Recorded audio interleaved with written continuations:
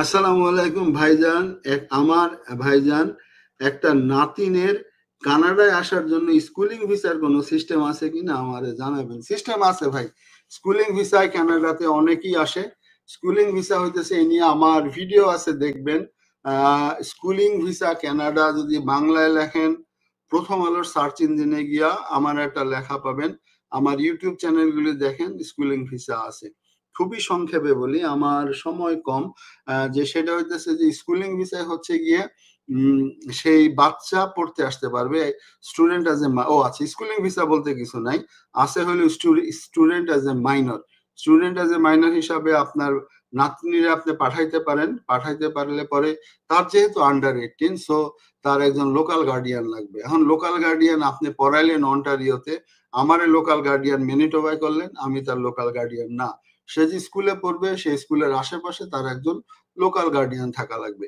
সেই local guardian তার সব কিছু দেখাশোনা করবে। অর্থাৎ আল্লাহ না করুক আমার বাচ্চার স্কুল থেকে যদি এখন একটা ফোন আসে কথার কথা, আমাকে কিন্তু সেই ফোনটা অ্যাটেন্ড করতে হবে। আমারে সে যদি ব্যথা পায়, আমারে তার কাছে যাইতে হবে। তো লোকাল গার্ডিয়ানের সিস্টেম হইলো গিয়া সে ঠিক তার বাবার মতো থাকবে বা তার মায়ের মতো থাকবে। এখন সেই লোকাল গার্ডিয়ান কিসের ভরসায় আপনার বাচ্চার লোকাল গার্ডিয়ান হবে বলেন? সে তো আর আঞ্জুমানে মফিদুল না, তাই না? তো তার কি করতে হবে? তার করতে হবে হলে তার আপনার টাকা দিতে হবে। কমপক্ষে $700-800 নিচে কেউ লোকাল গার্ডিয়ান হইতে চায় না পার মান্থ। কেন চায় না? খুব রিজনেবল, যে তার যে কোনো বিপদের সময় তার পাশে দাঁড়াইতে হবে। সে যদি অসুস্থ হয়ে যায়, হসপিটালের ডিউটি গুলা তার করতে হবে।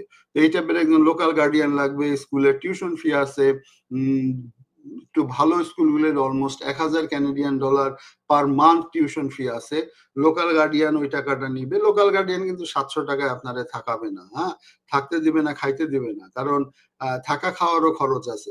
তো এই টাইপের কিছু খরচ আছে। আর বাবা মারা ভিজিট ভিসা তাদের যোগ্যতায় নিবে, অর্থাৎ তাদের যদি ফিনান্সিয়াল কন্ডিশন ভালো থাকে তাহলে তারা ভিজিট ভিসা পাবে, এবং সেই ভিজিট ভিসা পায়া তারা যদি আসতে পারবে, এবং 6 মাস পরে চলে যাইতে হবে। এবং 6 মাস পরে চলে যাইতে হবে, কিন্তু তারা কোনো কাজ করতে পারবে না। তারা ডেফিনেটলি তারা কোনো কাজ করতে পারবে না। এখন সেই খরচটা যদি মেটাইতে পারেন, এখন চিন্তা করেন, মনে করেন 6 মাস মা থাকলো, 6 মাস বাপ থাকলো, তাদের এই যে বাংলাদেশ থেকে আসা যাওয়ার একটা খরচ আছে, হ্যাঁ।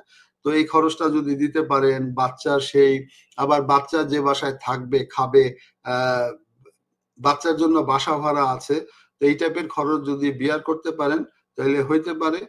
মনে রাখেন, পার মান্থ অ্যাটলিস্ট $5,000 থেকে $6,000 যদি খরচ করতে পারেন, আবারও বলি, পার মান্থ যদি $5,000 থেকে $6,000 খরচ করতে পারেন, তাহলে স্কুলিং ভিসায় পাঠান। স্কুলিং না তো স্টুডেন্ট এজ এ মাইনর ভিসায় পাঠান। অন্য হইলে চেষ্টা করার কোনো দরকার নাই, হ্যাঁ। মানে 5,500-6,000 যদি খরচ করতে, আমি হিসাবগুলি বললাম সেগুলি মিলিয়ে দেখেন।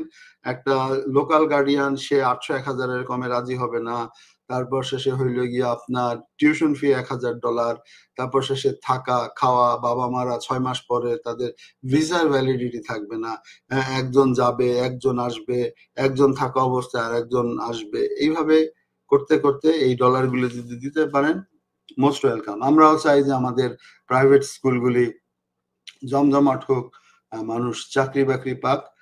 এটা হইতেছে গিয়ে কথা। তবে মনে রাখেন, আমি যদি বলতে, হ্যাঁ, আপনার টাকা থাকলে এই এনভায়রনমেন্টে ডেফিনেটলি পড়াইতে পারেন স্কুলে, কিন্তু আরো পরে, অর্থাৎ হয় আন্ডার গ্রেড করতে বা ব্যাচেলর করতে পাঠান। যদি টাকা কম থাকে, আর টাকা বেশি থাকলে আসেন, কোনো সমস্যা নাই। আহ কানাডা তো টাকাই চায়, তাই না? কানাডার আজকের ইকোনমি, এই ইকোনমি তো কারা রিচ করছে বলেন আপনি? চায়নার থেকে দেখি যে চায়নার হাজার হাজার মানুষ কানাডাতে আছে নাগরিক, কিন্তু রাস্তাঘাটে কিন্তু একজন চাইনিজ আপনি দেখবেন না। আমরা যেমন স্ট্রাগল করি, ওরা কিন্তু স্ট্রাগল করে না। ওরা বাসায় বসে থাকে, কই থেকে টাকা পায় আল্লাহ জানে, ওই যে বাইরের থেকে আনে। ভ্যানকুভারের বাড়ির দাম বাড়ায় দিছে চাইনিজরা। জাস্ট ওই আপনার প্রশান্ত মহাসাগরটা পাড়ি দিয়েই কেনার ভ্যানকুভারে এসে বাড়ি, কিন্তু বাড়ির দাম বাড়ায় দিছে। তো অবশ্যই আসতে পারেন টাকা থাকলে, ইকোনমিরে, ক্যানাডিয়ান ইকোনমিরে রিচ করতে পারেন।